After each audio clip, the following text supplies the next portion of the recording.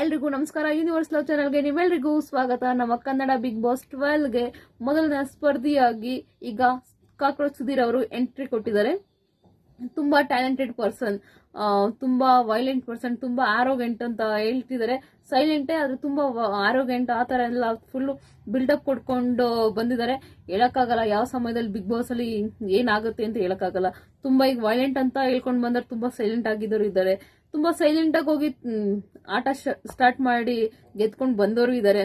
Example Hanumanthu. ತುಂಬಾ ಜನ ಏನಾಗುತ್ತೆ ಅಂತ ಹೇಳಕ್ಕಾಗಲ್ಲ ಗೈಸ್ ಬಿಗ್ ಬಾಸ್ ಮನೇಲಿ.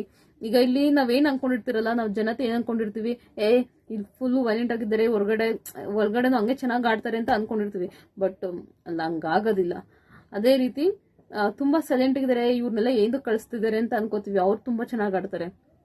ಇಲ್ಲಿ ಏನೂ ಅನ್ಎಕ್ಸ್ಪೆಕ್ಟೆಡ್ ಏನು ಮಾಡೋಕ್ಕಾಗೋದಿಲ್ಲ. ಇಲ್ಲಿ ನಿಮ್ಗೆ ಅನ್ಸುತ್ತೆ, ನಂಗಂತೂ ಖುಷಿ ಆಯ್ತು ಕಾಕ್ರೋಚ್ ಸುಧೀರ್ ಅವರು ಬಂದಿದ್ದು. ಇಲ್ಲಿ ಇನ್ನೊಂದು ಟ್ವಿಸ್ಟ್ ಏನಂದ್ರೆ, ಇಲ್ಲಿ ಆಡಿಯನ್ಸ್ ವೋಟ್ ಇದೆ. ಎಂದಕ್ಕಂದ್ರೆ ಅವರು ಬಿಗ್ ಬಾಸ್ ಮನೆಗೆ ಜಂಟಿಯಾಗಿ ಹೋಗ್ಬೇಕಾ ಅಥವಾ ಒಂಟಿಯಾಗಿ ಹೋಗ್ಬೇಕಾ ಅಂತ.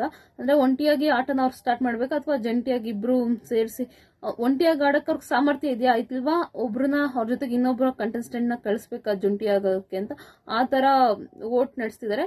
ಸುಧೀರ್ ಅವ್ರಿಗೆ 81% ಅವ್ರಿಗೆ ಒಂಟಿಯಾಗಿ ಆಡೋದಕ್ಕೆ ಸಾಮರ್ಥ್ಯ ಇದೆ ಅಂತ 81% ವೋಟ್ ಹಾಕಿದ್ದಾರೆ ಜನ. ಸೊ ಹಾಗಾಗಿ ಅವರು ಒಂಟಿಯಾಗಿ ಆಟ ಸ್ಟಾರ್ಟ್ ಮಾಡಕ್ಕೆ ಒಂಟಿಯಾಗಿ ಬಿಗ್ ಬಾಸ್ ಮನೆಗೆ ಈಗ ಎಂಟ್ರಿ ಕೊಟ್ಟಿದ್ದಾರೆ.